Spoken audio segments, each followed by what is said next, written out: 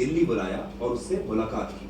और ये वो किसान हैं जो एमएसपी के मुद्दे पर एक राष्ट्रीय कानून बनाने की मांग को लेकर पंजाब के शंभू बॉर्डर पर कई महीनों से आंदोलन कर रहे हैं। कांग्रेस का कहना है कि इस प्रतिनिधिमंडल में कुल मिलाकर 12 किसान थे जो पंजाब, हरियाणा, उत्तर प्रदेश, तेलंगाना, तमिलनाडु और कर्नाटक से आए थे। लेकिन इन किसानों की मांग वही थी जिसके लिए पिछले 5 महीनों से पंजाब के शंभू बॉर्डर पर किसानों का आंदोलन चल रहा है। और वो मांग है एमएसपी को देश में लीगल गारंटी देने की मांग, जिस पर राहुल गांधी ने कहा है कि वो इन किसानों के साथ डट कर खड़े रहेंगे। हमारे मैनिफेस्टो में एमएसपी विद लीगल गारंटी लिखा है। हमने पूरा उसका असेसमेंट किया है, वो किया जा सकता है। अभी मीटिंग में हमने ये डिसाइड किया कि जो इंडिया गठबंधन के बाकी लीडर्स हैं उनसे हम ये डिस्कशन करेंगे और फिर सरकार पर दबाव डालने की कोशिश करेंगे कि legal guarantee, MSP legal guarantee Hindustan के किसानों को मिले। देखिए, राहुल जी के साथ हमारी ये मेन बात थी कि एमएसपी की गारंटी का कानून दिया।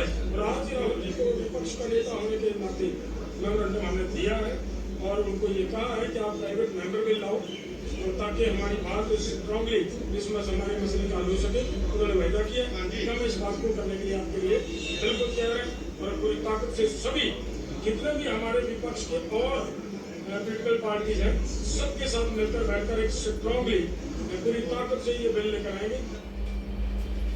आवाज बड़ा सवाल ये है कि क्या राहुल गांधी के लिए असली किसान वही हैं जो मोदी सरकार के खिलाफ आंदोलन कर रहे हैं? क्या उन्हीं को असली किसान माना जाएगा? उन्हीं को प्रोत्साहन दिया जाएगा? उन्हीं किसानों को सपोर्ट दिया जाएगा, समर्थन दिया जाएगा जो मोदी के खिलाफ काम करते हैं, मोदी के खिलाफ मांग करते हैं? क्योंकि आज ही कर्नाटक के रेवेन्यू डिपार्टमेंट ने एक नई रिपोर्ट जारी की है जिसमें लिखा है कि पिछले 15 महीनों में अकेले कर्नाटक राज्य में 1182 किसानों ने कर्ज, सूखे और फसलों को हुए नुकसान के कारण आत्महत्या कर ली। 1182 किसान पिछले 15 महीने में आत्महत्या कर चुके हैं कर्नाटक में। कर्नाटक में कांग्रेस की अपनी सरकार है, वहां पिछले 15 महीनों से हर दिन औसतन 2 किसान आत्महत्या कर रहे हैं। लेकिन इसके बावजूद इन किसानों की बात करने वाला या इनके परिवारों को दिल्ली बुलाकर उनका दर्द बांटने वाला, उनके साथ वीडियो बनाने वाला कोई नहीं। ये तस्वीरें कर्नाटक के कोप्पल से आई हैं जो अभी आप देख रहे हैं। और वहां पिछले दिनों एक किसान ने आत्महत्या की है। ये एक छोटा किसान था जिसके घर की तस्वीरें आप देख रहे हैं, जिसकी तस्वीर, उसकी परिवार की तस्वीर आप देख रहे हैं। ये वो किसान था जिसके पास अपनी सिर्फ 2 एकड़ जमीन थी और इस पर खेती करने के लिए इस किसान ने 10 लाख रुपए का कर्ज लिया था। और जब ये इस कर्ज को नहीं चुका पाया तो इसने आखिरी रास्ते के तौर पर आत्महत्या कर ली। और ये किसान अपने पीछे अपनी पत्नी और 3 बच्चों को छोड़कर गया है। और ये रोती बिलखती महिला इस मृतक किसान की पत्नी है, जिसका कहना है कि आज तक कोई भी नेता उससे मिलने के लिए, उसका दर्द बांटने के लिए उसके घर नहीं आया और ना ही उनके परिवार को आज तक सरकार की तरफ से कोई मुआवजा मिला है। और ये कहानी उस किसान परिवार की है जो कर्नाटक राज्य में रहता है जहां कांग्रेस की सरकार है। लेकिन दुख की बात यह है कि राहुल गांधी पंजाब के उन तमाम किसानों से तो मिलते हैं जो मोदी सरकार के खिलाफ आंदोलन कर रहे हैं। उन्हें कहते हैं कि हम आपकी आवाज संसद में उठाएंगे, हम आपको इंसाफ दिलाएंगे, हम आपके पीछे एक चट्टान की तरह खड़े हैं।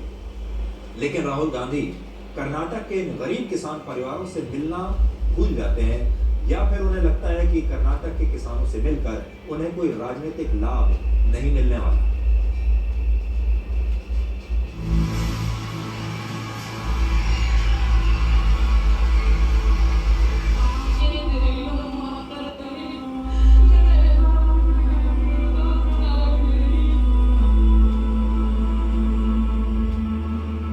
हमारे पास 2 एकड़ जमीन थी, हमें बहुत नुकसान हुआ। हमने कई तरह की खेती की, लेकिन हर खेती में नुकसान हुआ।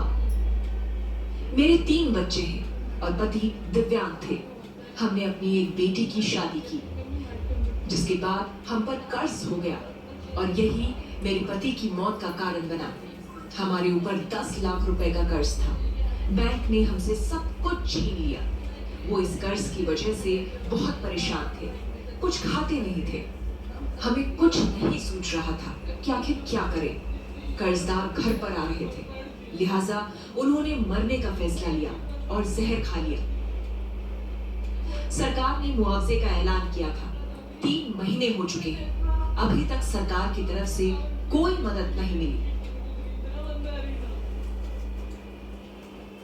आज तक के संवाददाता और आज तक की टीम इस किसान के घर पहुंचे, जो की तस्वीरें आप देख रहे हैं। हमने इस किसान के परिवार से मुलाकात की, उनकी बात सुनी, उनका वीडियो बनाया और ये वीडियो आज आप अपने स्क्रीन पर देख रहे हैं। आपको नहीं लगता कि ये वीडियो असल में राहुल गांधी को बनाना चाहिए था? जैसे हमारे संवाददाता इनके घर गए, असल में वैसे राहुल गांधी को इनके घर जाना चाहिए था। उस किसान की पत्नी से, परिवार से, बच्चों से मिलना चाहिए था और वहां से एक वीडियो बनाकर YouTube पर डालना चाहिए था और बताना चाहिए था कि वो इस तरह के हजारों किसान परिवारों के साथ जो कर्नाटक में मर रहे हैं, आत्महत्या कर रहे हैं, उनके लिए वो क्या करना चाहते हैं और क्या करेंगे।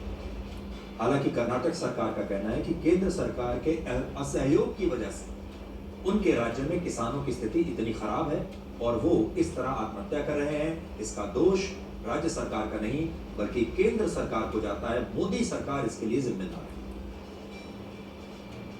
I'll check up today, but comparatively early is less last year. Yes. Last year drought too much comparatively 100 years is a very serious drought. Central government is not cooperate also. You know better than me. So finally I'm going to Supreme Court and get some relief.